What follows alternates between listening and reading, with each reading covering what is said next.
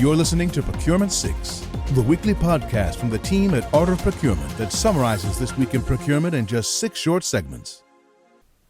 Hi there, my name is Helen Mackenzie and today is Friday, February the 28th, 2025. 6. This week, I'm sharing a simple but powerful idea from the 80-20 principle by Richard Koch.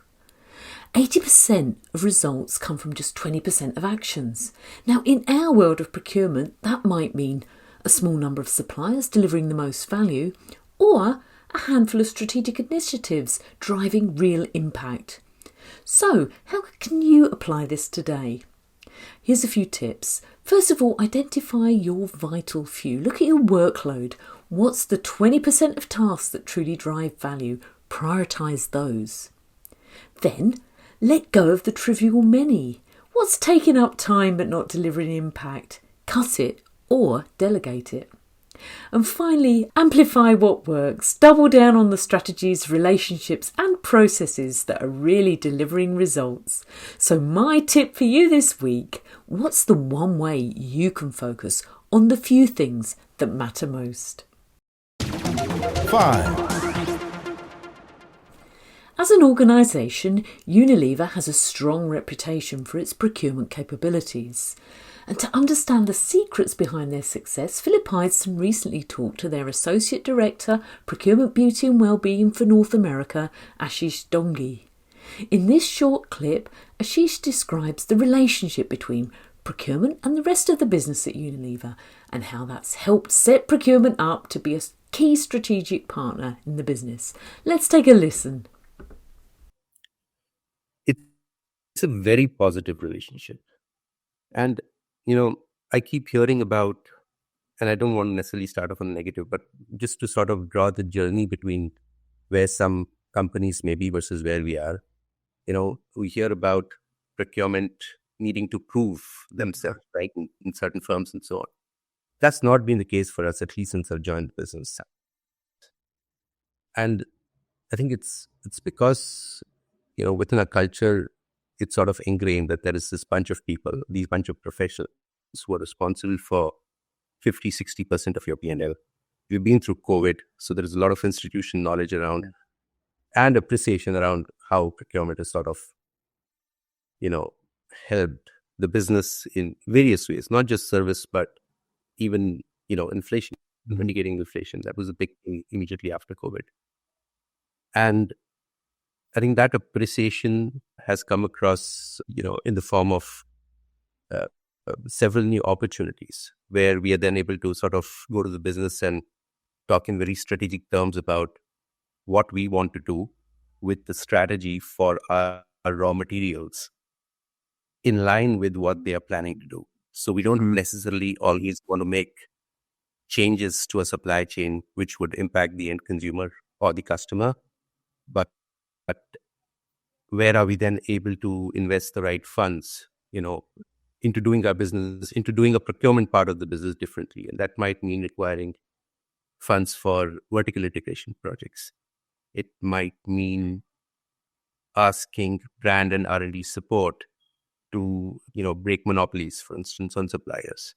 Mm-hmm. And I feel that there is just so much positivity if one can craft a solid narrative around what we want to do for the business or what the problem is at the moment, and then ask for their help and go down with them on this journey. As Ashish tells us, crafting a strong narrative around procurement's impact is essential. When the business understands not just what procurement does, but how it directly contributes to growth and resilience, that's when the real collaboration happens. 4. Now, I'm very excited to be able to announce a few of our confirmed facilitators for Art of Procurement's very first in-person event called Catalyst LA, and that's taking place on May the 6th in Los Angeles, California. Now, for a quick reminder for those of you who haven't heard yet, Catalyst LA is an exclusive, highly interactive one-day event we've designed specifically for procurement executives and transformation leaders to collaborate with their peers and colleagues as we're going to be exploring procurement's operating models of the future. Now, back to the facilitators. We all know that, especially at live events, having good, meaningful interactions is key. And facilitators play a huge role in making that happen, helping attendees extract as much value, takeaways and opportunities as they can during the event. And I'm very happy to say that we'll be welcoming the following procurement leaders as event facilitators at Catalyst LA. First of all, we've got Matt Ziski, who's the co-founder and general partner at Bungalow Capital. Then we've got Chandrika Ventakaraman, procurement advisory lead at Trivista. Konstantin Liberakis, president at Liberes Consulting, and Natasha Gervich, founder and CEO at Candle Procurement. And we're really hoping to see you in Los Angeles on the 6th of May. This is Procurement 6 from Art of Procurement. To get notified every time an episode is published, go to artofprocurement.com/subscribe. 3. Choosing or implementing a new operating model, or even iterating on what you already have in place, it can seem high stakes as an initiative because, well, it is. Your procurement operating model significantly impacts on how quickly, efficiently and effectively your team creates value for the business.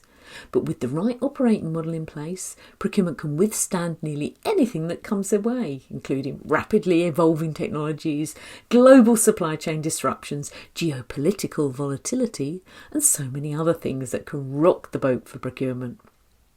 At Art of Procurement, we've published a lot about operating models over the years. It's a topic that we know our community consistently asks questions about and expresses an interest in. So, to make it easier to find the best insight and inspiration into how to create or optimise your operating model, we recently curated 6 of our top podcast episodes on operating models, all of which feature in-depth discussions from experienced procurement leaders.